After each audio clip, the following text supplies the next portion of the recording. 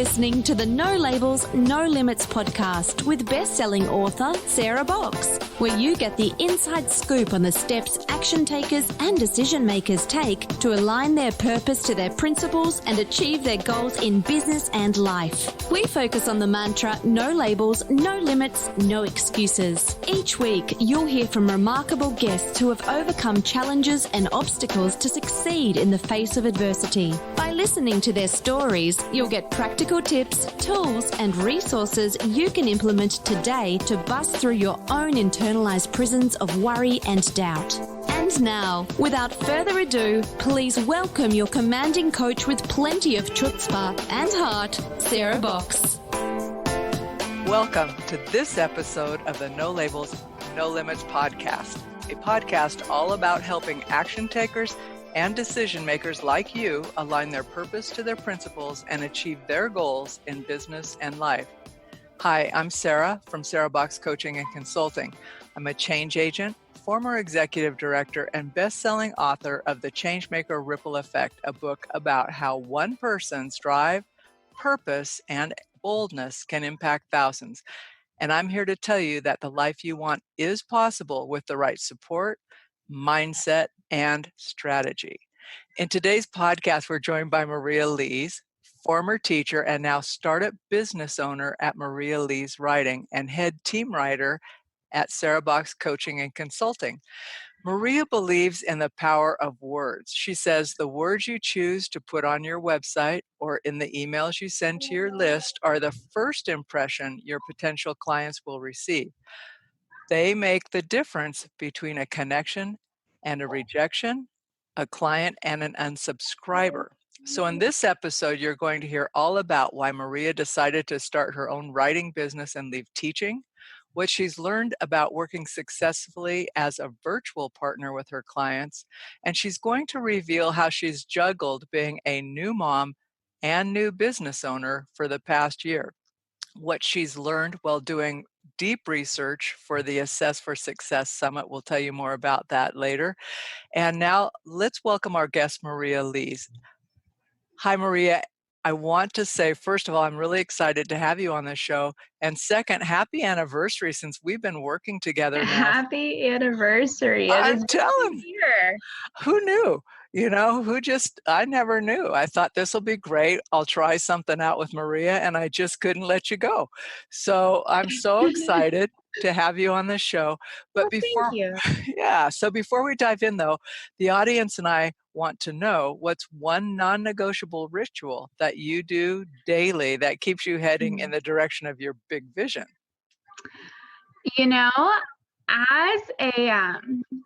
As I kind of like you mentioned, I'm juggling my business. I am a full-time stay-at-home mom. The days can sometimes be a little bit unpredictable. So what really helps me kind of stay on track with all of that is I'm very protective over that first hour of my day.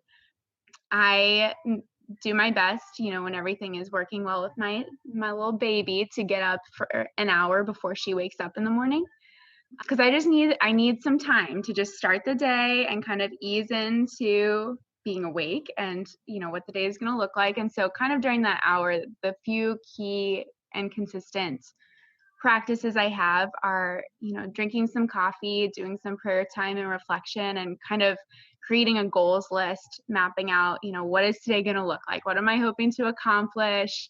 What do I have on the task list? And sometimes I'll go further into kind of what's the week going to look like, that sort of stuff. But it really, really helps me to start the day off on the right foot and feel like I'm not waking up into chaos, but I'm kind of starting in control and like I have a vision and I know what I'm getting myself into for today. And I can definitely, I can tell the difference on the days I don't do that. It is not the same. So let me ask you something about that, because I have a similar process, and I'm curious if when you look back, first of all, let me ask, do you look back over a week or even longer about, okay, here's how I thought it was going to go. Here's how it actually went. Here's what I learned. Do you do kind of that reflection piece or just kind of keep going forward? Absolutely. I usually do that kind of at the end of the week.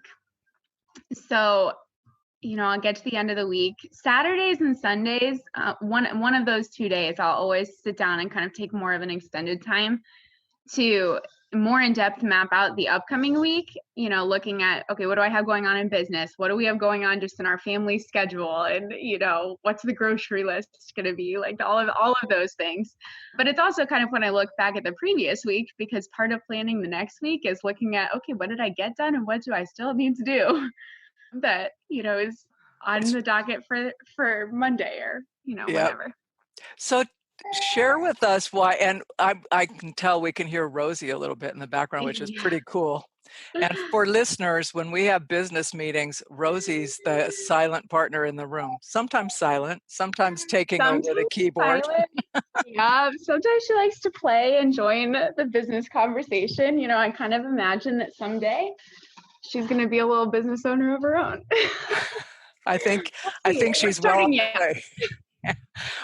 From the womb. So let's start and share with our audience, first of all, why you decided to start your own writing business and leave teaching.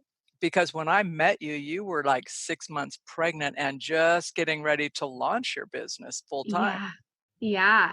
So that decision kind of, I would say, even goes back further, like into my childhood. I have always loved writing. I was that kid that would skip recess to just sit on a bench and write stories in my journal, which, is always a little bit interesting. But that was me. Like from a young age, I loved writing. Like I was always kind of captivated with the power that words have and the impact of being able to craft sentences in a way that make people listen, whether it's telling a story or, writing an opinion essay or doing sales copy or, whatever it is. Words, they matter. They change things. They influence things. And so even when I was a little kid, that was something that kind of fascinated me.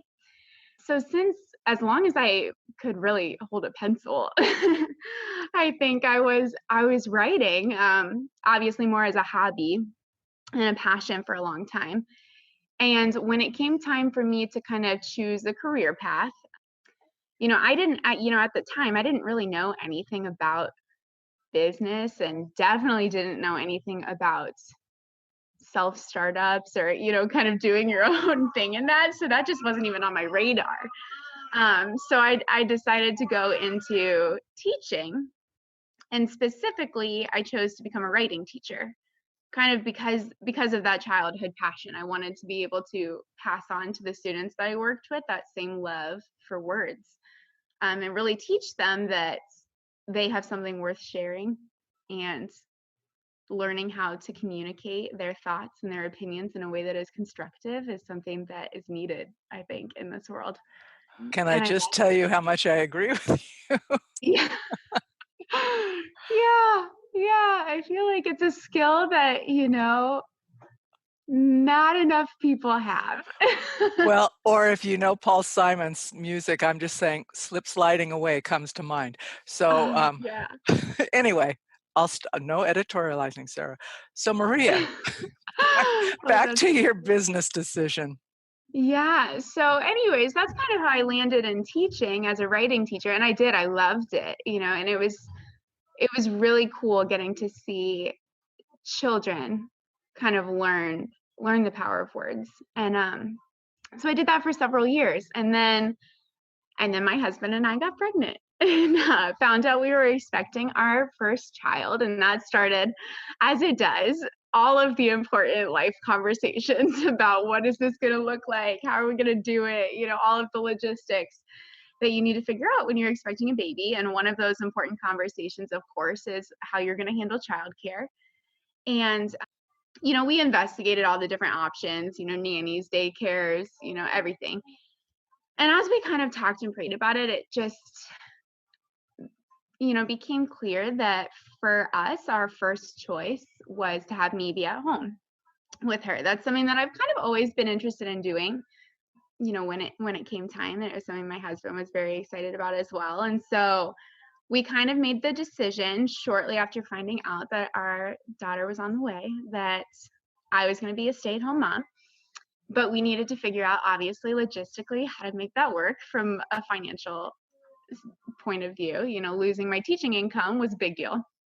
And so I started doing all the Google searches, ideal stay-at-home mom jobs or how to make money from home. And, you get so many different things that pop up when you do that kind of research, MLM companies and, babysitting, like setting up a babysitting agency from your house, or if you're really creative, like making Etsy products and selling them. And, lots of different ideas and options that work for a lot of people, but none of them really stuck with me.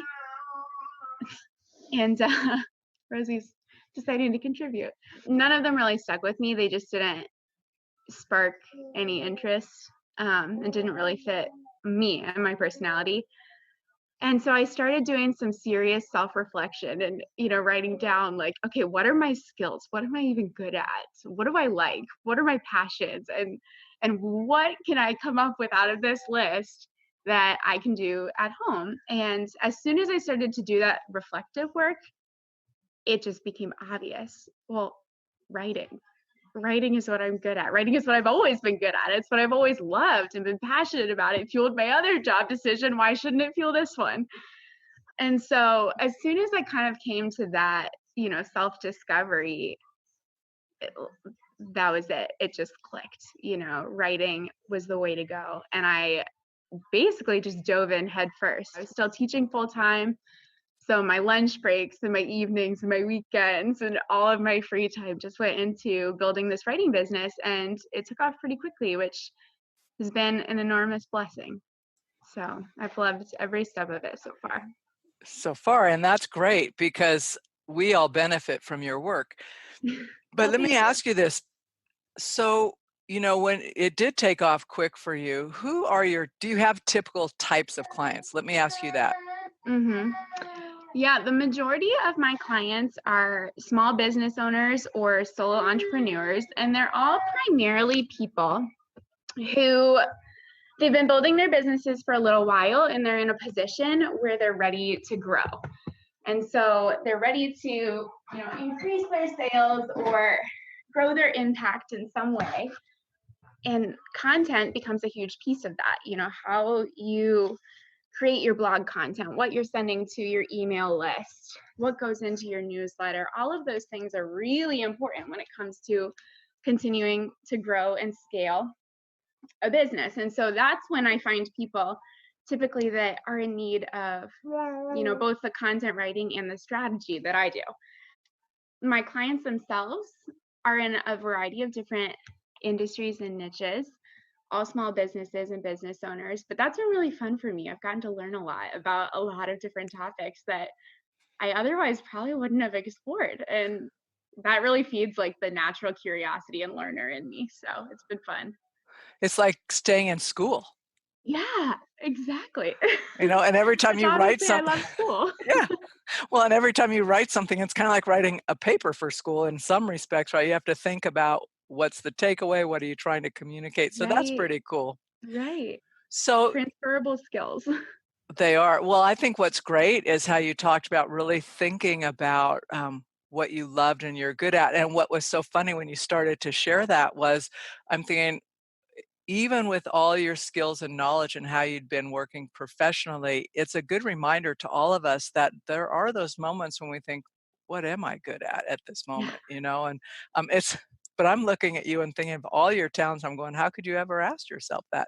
So I do think that's a really good reminder for all of us listening, that it's just a normal reflective thing to do, especially when we're making change. Yeah.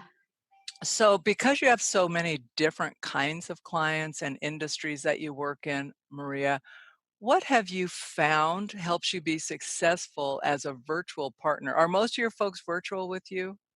All of them. All of my clients are virtual right now. What I've kind of found, first of all, I love the virtual work. And it's been a surprising gift. I think one of my biggest fears, I guess, when I left teaching, because I'm a people person. I love to talk to people. I love to get to know new people. And I was so nervous about, going from a school where you're surrounded by people all the time to working from my house. I kind of figured that I would just go crazy not having the interaction. And the beautiful thing about virtual work is that I've gotten to meet so many people like you that I never would have crossed paths with if I didn't do this kind of work. And that's been really neat. But what I think makes it successful, and what helps when you're partnering with somebody in a virtual way, I think is similar to what would make work successful, in any capacity, and whether it's virtual or not. I think what it comes down to is relationships. That's the key and kind of the cornerstone, I think, of so much of anybody's success and the strength of their work, I think, can largely be measured by the strength of their working relationships and how they partner with other people, how they communicate. And I think working in a virtual space, this becomes even more probably important to focus on, because you do have to work at it a little bit more. It's different than if you go to an office and you see everybody every day because you're in the same building. And so the relationships foster a little bit more naturally. In the virtual space, you've got to plan for it more. You've got to look for opportunities to communicate and communicate consistently. One of the things that I do, obviously with you, Sarah, and with all of my clients that I really have enjoyed and I think has been so helpful in building those positive relationships that have allowed me to work successfully with them, is to have monthly Zoom calls where, we go over the content for the upcoming month. We talk about the calendar. We talk about what went well in the past, what we're working on, goals, all of the different things. And that's been so helpful, I think, for me, just getting to know the clients that I work with, getting to know their goals, their businesses, their brands. And I think probably most importantly for me as a writer, it helps me immensely getting to know people's voice, because that's a large piece of what I do, is being able to capture the voice of, another person or business. So that would be impossible without relationships.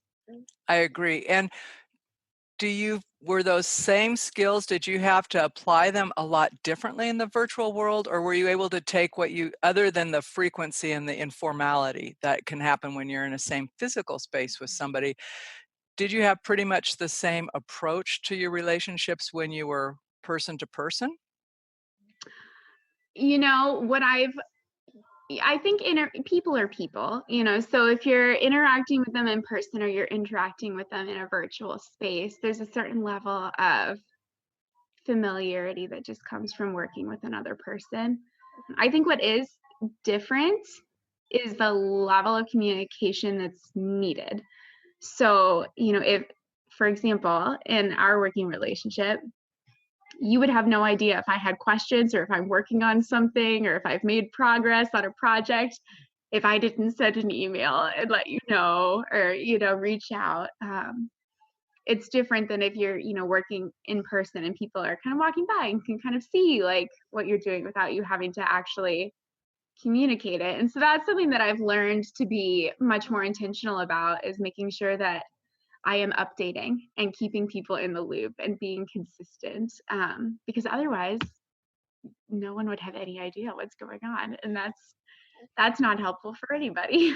No, from the flip side, that creates anxiety, right? It's Yeah. like, but the truth is and I agree with you, I think our monthly or even sometimes more frequent check-ins have been really helpful just Mhm. to make sure, because sometimes our team, has different ideas than what like just floats in my head. And it helps a lot to have those conversations so we're not in isolation from one another. Tired of feeling stuck and ending with the same result? Want to know how Sarah can help you with one-on-one or organizational coaching? Then book your free discovery call at sarahbox.com/contact. Now, back to the show. But the other thing I think that you do particularly well, Maria, two things. One is you're really great with the communication loop. Like you say, you anticipate, say, here you go. You're very upbeat in your communication. And it cracks me up. You always say invitation to edit. And I'm thinking, thanks for the invitation, because I can't read without thinking about like, does this fit or not? But so I'm thinking that's such a nice little thing to say. But the other thing that you bring, just as your personality, is you're just very open. right? You're not Yeah. resistant. You're open for sharing ideas, for coming up. And you've taken a huge leadership role of actually advancing the work, saying, well, this would be my recommendation. So Mhm. from a client perspective, or I think a team partner perspective, Yeah. it adds huge value. And that's not something everybody can do, because Mhm. you actually take ownership. And Mhm. that's a really powerful thing. So I'm guessing from back on the early days on your bench writing and making up stories, you've just always had the sense about owning your work and how it shows Yeah. up in the world. Yeah, absolutely. And I think it's something that I think is so fascinating is just how I really think everybody has so many skills that could work in a variety of different settings in industries that they just don't even realize are transferable. Because that kind of what you're saying, that ability to strategize and plan content and anticipate what's coming next. And, that's curriculum planning. And, that's what I've been doing for years, just at a different capacity. And so it's been really fun to kind of repurpose skills that I've been building and developing for years. They just look a little different now. Right. And it's a good chance to apply them differently as things change. And I agree with you. Working virtually is so great because you're right. There are people I wouldn't know you. I wouldn't know Summer. So our guests and all of that. So I want to ask you, now that you're formally head team writer, um, I couldn't believe we were talking before we started the interview that it actually was a year ago, February, that you and I connected, and that year Yeah, has flown by. it And really has. so I want to thank you for adding to the quality of my life. Well, thank you. It's been really fun and amazing to be part of the journey. Well, so, we've got this whole virtual summit that we're doing as a team, and you've Yeah. been busy doing research and writing some of the instructional articles and helping people understand assessments from the back end, different kinds of assessments, right? And I'm Mhm. wondering, what is something that you have either found interesting or been surprised by when doing that research? Hi, Rosie. Well, I think the thing that has interested me the most kind of in doing this research about assessments is how interdisciplinary assessments are, they really are important in every industry, for every, level of leadership or type of person. Just the importance of data and, how it can grow us in our work or personally. I remember when I was teaching, data was everything. I mean, we would have data meetings all the time, to inform our instruction and make plans for our school. And you had to do that to make sure that you were doing what was in the best interest of students. And it's been really cool just to kind of realize, oh, this is everywhere. This is everything. Like, there's no way that you can know if the work that you are doing is effective, if you are meeting your goals, what your strengths are as an organization or as a person, what your weaknesses are, where you need to grow, all of that, if you're not collecting data, if you're not regularly doing assessments. And it's been, I think, for me, good to kind of redefine mentally assessments as a good thing. I think that word sometimes can have like a stigma. It like reminds us of when we were in high school or college or You're in something. trouble. Right. Yeah. And no, it's been good for me to kind of redefine it mentally and recognize, like, oh, wait a minute. No, first of all, assessments come in so many different shapes and sizes. They can look a lot of different ways. And they're really valuable no matter what kind of work you're doing. It's true, though. I mean, there's oftentimes when I'm working with organizations, there is that kind of immediate pause, like, is this an audit? Are you going to find us lacking? That kind of Yeah. thing. And I think that goes back to early in our lives, right? Like test taking, or you'll be found somehow deficient. And Yeah. But when we take the spin, like you've been showing through your writing and the research you've been doing, that really it's a starting point for discussions. It's data, it's information, uh, and it's how we apply what we learn that Mm-hmm. makes the difference, right? Mm-hmm. So I'm curious, when you had your data meetings in school, so I'm going to ask you to go back a little bit. It's not too far removed for you. What was the tone or the environment of the tone, I think, of the discussions when you were looking at data? Was it one of curiosity or one of worry because of the numbers? How did you approach that in a way that helped the team foster Mm-hmm. interest in changing or growing? Well, that's an interesting question. I've worked with a lot of different teams, and I think everybody has kind of a little bit of a different relationship with data and assessments, and that kind of influenced the tone of the team. So I've been in the most effective environments and teams that I was a part of were definitely the ones that were going at it from that place of curiosity of, this is informing us so that we can be better. This is a good thing. It's a tool. It's not a criticism or, anything like that, but it's something that empowers us to do our jobs well and effectively.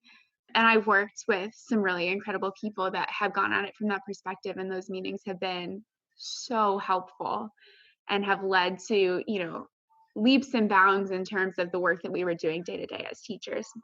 I've also been in some environments and teams where the environment was more anxious and it was looking more at like, okay, like if we don't hit our numbers, for the year, what's that going to mean in terms of our state evaluations? And, that was always difficult because I think when you go at it with that perspective where fear is kind of your building block, everybody gets stressed. And when you get stressed, you shut down.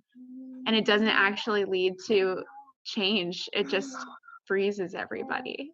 It absolutely does. That's the perfect description. It freezes people. And the whole shutdown.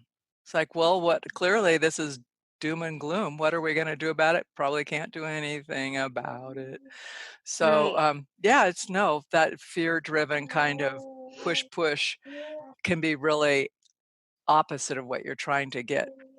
Oh, absolutely. So I will say in some environments, the fear-based may be relevant, especially if it's some sort of environment where it's public safety or it's like, well, we're not here to casually learn about this. We're here to do something right This is now. important. Yeah, I wouldn't feel good with the CDC going, oh, yeah, those numbers aren't good.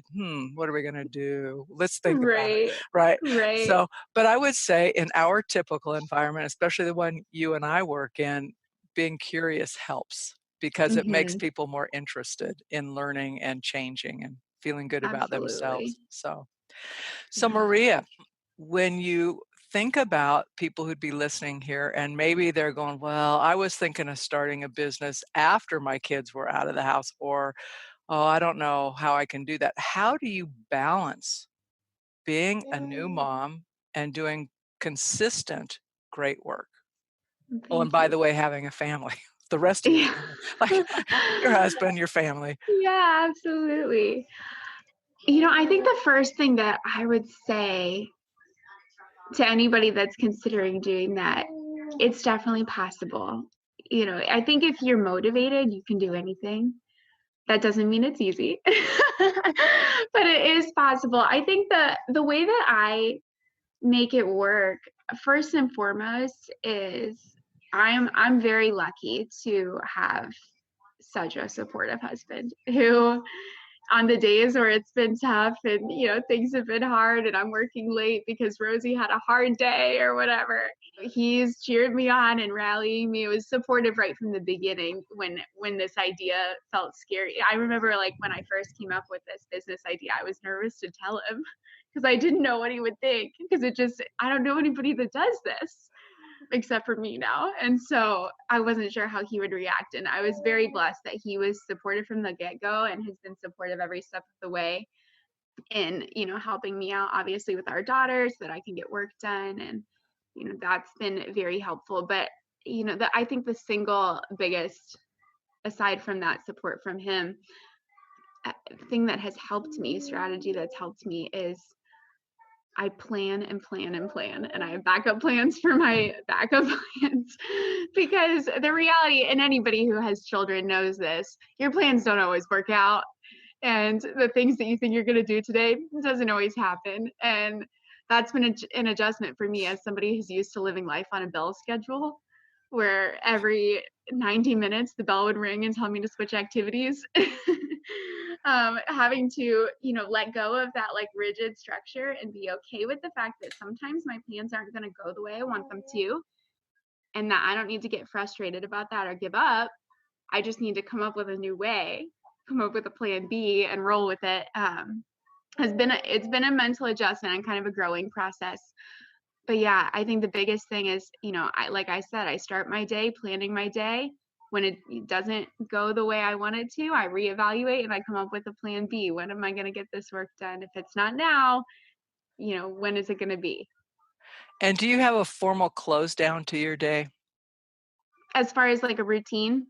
Is that what you... Well, to the degree that you can make it a routine, but yeah, like, do you have a typical, I try to end work here, or at night, this is how I shut down so my mind calms down? The majority of days, I try to end work around the time my husband gets home so that we can do kind of the evening together. On the every once in a while day where nothing went according to plan, which happens, sometimes I'll work on some things in the evening if I need to, but the bulk of the time I try to be done by the time he gets home so that we can kind of spend that time together. I'm a big utilizer of nap time. That's been a very helpful thing for me in terms of getting work done. And then the last hour of the day or so is kind of my time with my husband. We just read books or drink tea, watch a show, kind of just unwind and have a little bit of time together since he's at work all day long. And, I'm busy doing everything that I do during the day. So that's kind of like sacred time at the very end that we just spend some time together, which is always nice. Yeah, you kind of bookend your day with some sacred time, some in the morning for you and some for you as a couple at the end of the day. And absolutely. And then life happens in between. Life happens in between. And, every day is a little different. Yes, it is. So Yeah. I want to thank you for being a guest on the podcast. I'm really excited to share you with everybody because I've just enjoyed you. I know the rest of the team has too. And so for folks who know Sarah Box Coaching and Consulting and have wondered, how does she consistently have content? Well, now you know, because Maria's been there for the past year helping with the blog posts and writing, and you'll hear more from her as we go forward. And you've met Summer, and recently you met Sammy. So I think we have like this whole girl thing, multi-generational thing going on here. So, with Rosie bringing it on up in diapers. Right, she's got the caboose there. Literally and figuratively. Absolutely. All right. Hey, so thanks again, and Thank you. We'll talk to you soon. Sounds great. You've been listening to the No Labels, No Limits podcast with best-selling author, change agent, and strategic vision coach, Sarah Box. You can grab the show notes and find out how to work with Sarah at sarahbox.com/No Labels, No Limits podcast. We'd love this podcast to reach as many people as possible. So please remember to rate, leave a 5-star review, and share the podcast with someone you think would get value from this conversation. Until next time, keep taking those daily action steps to align your purpose to your principles and achieve your goals in business and life.